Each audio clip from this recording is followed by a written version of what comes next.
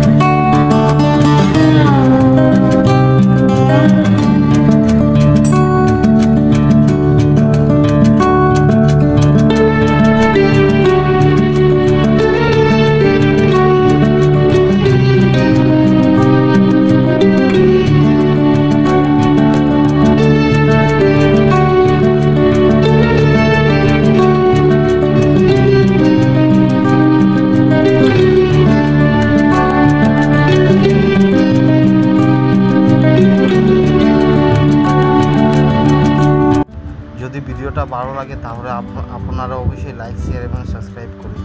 ধন্যবাদ।